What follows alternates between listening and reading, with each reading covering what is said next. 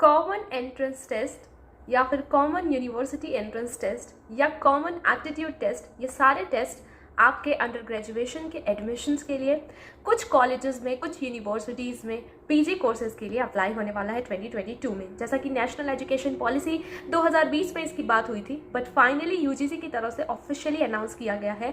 ये examination under graduation के लिए तो कंफर्म है, बट पीजी कोर्सेज में कौन कौन सी यूनिवर्सिटी पार्टिसिपेट करेगी वो जल्द ही बता दिया जाएगा। अब बात करते हैं, जैसे कि आप लोगों ने थंबनेल पे ऑलरेडी देखा है कि यहाँ पे मैं बात करने वाली हूँ परसेंटेज को लेके, क्योंकि बहुत सारे बच्चों के सवाल आ रहे हैं, क्या दीदी हम अपने बोर्ड एग्जामिनेशन पे ध्यान दें या नहीं दें, मिनिमम एलिजिबिलिटी जो परसेंटेज वाली होगी वो कितनी होनी चाहिए, क्या हम प्रेशर लेके चले अपने बोर्ड एग्जामिनेशन का या ना लेके चले, या हम सिर्फ और सिर्फ अपने अंडर ग्रेजुएशन के एंट्रेंस टेस्ट के ऊपर ध्यान दें।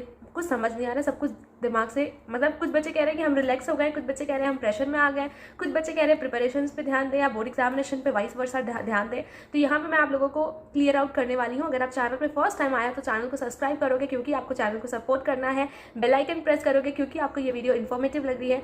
साथ ही साथ टेलीग्राम पे जुड़ जाओगे, क्योंकि टेलीग्राम पे जुड़ने पे आपको ही फायदा होने वाला है। हमारे टेलीग्राम पे आपको फ्री ऑफ कॉस्ट किताबें for under graduation preparations, free of cost test series और free of cost study material provide किया जा रहा है बहुत दिनों से, जिसकी लिंक डिस्क्रिप्शन बॉक्स में है। यहाँ मैंने under graduation B art, social science, BCom की बात की है। बीएड स्टूडेंट्स अगर कोई डाउट पूछना चाहते हैं तो आप टेलीग्राम पे भी जुड़ के पूछ सकते हैं। बात करते हैं और भी अदर फर्दर स्टूडेंट जो भी डाउट पूछना चाहते हैं आप टेलीग्राम पे पूछ सकते हैं। तो बात करते हैं हम परसेंटेज वाला जो दिमाग है, क्या ये किस्सा खत्म हो चुका है परसेंटेज, जिसमें हमें हाई परसेंटेज स्कोर करना होता था दिल्ली यूनिवर्सिटी में एडमिशन लेने के लिए, या फॉरेन, अगर आपको फॉरेन में एडमिशन लेना होता था कि एक क्राइटेरिया होता है कि इतना परसेंटेज होगा और इसके बाद आपको एक फॉरेन एग्जामिनेशन देना होगा फॉर योर लैंग्वेज और फिर आपका एडमिशन फॉरेन में होता है। तो अगर आपके ये दिमाग में है तो हाँ, आपको अपने परसेंटेज पर ध्यान देना होगा, अपने बोर्ड एग्जामिनेशन पर ध्यान देना होगा।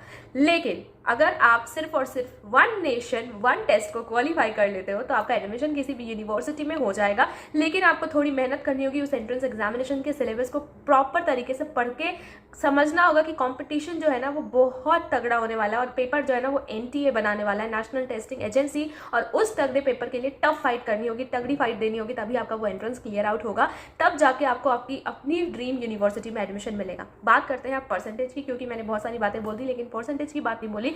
There should be a minimum eligibility, जिसको कह सकते हैं कि एक छोटा सा आपको बोला जाएगा ये परसेंटेज आपको लेकर आना ही होगा अपने बोर्ड एग्जामिनेशन में, तभी एडमिशन होगा। Like for the general category there should be 50% that will be और मिनिमम एलिजिबिलिटी। अगर 50% होंगे तो आपको सिर्फ और सिर्फ अपना एंट्रेंस एग्जामिनेशन क्वालिफाई करना है और 50% में ही आपका एडमिशन हो जाएगा। लेकिन आपको अपना एंट्रेंस एग्जामिनेशन पे ध्यान देना है, और बोर्ड एग्जामिनेशन में ऐसा नहीं है ना कि ऐसे ही बोर्ड एग्जामिनेशन निकल गया, आपको उसके लिए भी वाइस वर्सा मेहनत करनी होगी। तो यहाँ तक क्लियर आउट हो गई है तो वीडियो को लाइक करेंगे। इसके साथ ही साथ अब बात करते हैं ओबीसी कैटेगरी में, तो 45% will be the minimum eligibility, कि आप बोर्ड एग्जामिनेशन में 45% ले आओगे और आपको फिर सीयू सेट या फिर अपना एंट्रेंस एग्जामिनेशन का जो टेस्ट है CUET जिसका नाम हो चुका है, कॉमन यूनिवर्सिटी एंट्रेंस टेस्ट जो नाम है, उसको क्लियर आउट करना होगा। ST SC की बात करें तो there is a category of like percentage जो है 35%, तो उतना आप स्कोर कर लोगे और आपको फिर एंट्रेंस एग्जामिनेशन क्वालिफाई करना होगा, फिर आपका एडमिशन जिस भी यूनिवर्सिटी के लिए आप प्रिपरेशंस कर रहे हो, ड्रीम रखा हुआ दिमाग में, उसके लिए उसका सिलेबस को भी पढ़ना होगा, अपनी स्ट्रीम को, अपने डोमेन को, अपनी लैंग्वेज को साथ साथ लेके चलना होगा। आई गेस सारी चीज़ें क्लियर आउट हो गई होंगी। तो आपको पता होना चाहिए कि मिनिमम एलिजिबिलिटी जो होती है, मिनिमल फीचर जो होता है, उससे रिलेटेड ऑफिशियली ये सारी चीज़ें नोटिफिकेशन अप्रैल 1 वीक तक आ जाएगी, उसका भी आप इंतजार कर लीजिए। अपने बोर्ड एग्जामिनेशन को बिल्कुल पूरी तरीके से आपको छोड़ना नहीं है, उसको भी लेके चलना है। इफ़ इन केस अगर आप फॉरेन नहीं जा रहे हो, आपको फॉरेन नहीं जाना है, आपको 90% 80% स्कोर नहीं करना है, या आपकी लेगेसी, आपके पेरेंट्स की जो ट्रेडिशन चलते आ रहा है कि इतने परसेंटेज आने ही चाहिए, आपको प्रेशर किया जा रहा है, या आप अच्छे बच्चे हो, पढ़ना चाहते हो, आप अपना परसेंटेज स्कोर करना चाहते हो, ऐसे बोर्ड एग्जामिनेशन को बिल्कुल भी नेग्लेक्ट नहीं करना है। हमें सीरियसली बोर्ड एग्जामिनेशन को भी लेकर चलना है, क्योंकि आप इतने सालों से मेहनत करके आ रहे हो कि आपको बोर्ड एग्जामिनेशन में अच्छा स्कोर करना है। तो बोर्ड एग्जामिनेशन को आप बिल्कुल भी नहीं छोड़ोगे, उसको भी साथ में लेके चलोगे और अपना एंट्रेंस एग्जामिनेशन को भी साथ में लेके चलोगे, और जो कॉम्पिटिशन आने वाला है उसके बारे में भी सोचोगे, नेगेटिव थॉट्स आने नहीं दोगे दिमाग में। हाँ, आप कर सकते हो, इस चीज़ के बारे में ध्यान दीजिएगा। लैंग्वेज सेक्शन पे भी आपको ध्यान देना है, अपना डोमेन, अपना स्ट्रीम पे भी ध्यान देना है, और ऑप्शनल अगर आप ऑप्ट करना चाहते हो डिफरेंट स्ट्रीम, तो ऑप्शनल के लिए जनरल एप्टीट्यूड टेस्ट वाला एक जनरल टेस्ट होगा। जैसे मान लो मैं अगर BBA कोर्स करना चाहती हूँ और मेरा बैकग्राउंड है आर्ट्स बैकग्राउंड है या फिर कॉमर्स बैकग्राउंड है, तो मुझे वो एप्टीट्यूड के लिए भी प्रिपरेशंस करनी होगी। ठीक है, मान लीजिए क्योंकि आपका जो CUET का पेपर होने वाला है वो आपका 3 पार्ट में डिवाइड होगा। फर्स्ट पार्ट लैंग्वेज सबके लिए कंपलसरी है किसी भी स्ट्रीम के लिए। सेकंड पार्ट जो है वो आपका डोमेन, आपकी स्ट्रीम, आपका कोर्स है।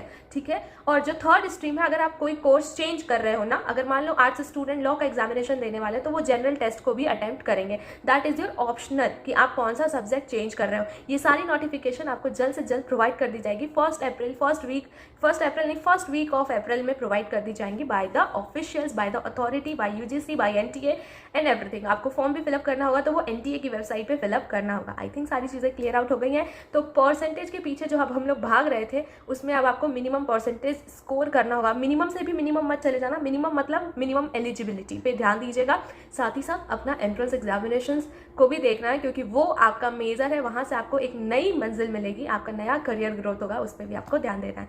जो भी डाउट हो कमेंट कर देना, टेलीग्राम पे जुड़ के क्वेश्चन पूछ लेना, और साथ ही साथ BHA इन्फोपीडिया को सब्सक्राइब करके, शेयर करके, लाइक करके इस वीडियो को और आगे सपोर्ट करना। Stay safe, stay healthy, prepare well and be happy.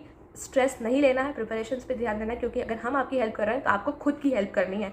एक जगह से आपको प्रिपरेशंस नहीं करनी है, लेकिन आपका जहाँ सिलेबस कंप्लीट हो रहा है उसको फिर रिवाइज करना है। अभी सिलेबस स्टार्ट नहीं किया होगा आप लोगों ने, सिलेबस स्टार्ट कर दो, क्योंकि टाइम कम है। टाइम कितना कम है? जून लास्ट में और जुलाई तक आपके एग्जामिनेशन स्टार्ट हो जाएंगे एंट्रेंस एग्जामिनेशन के।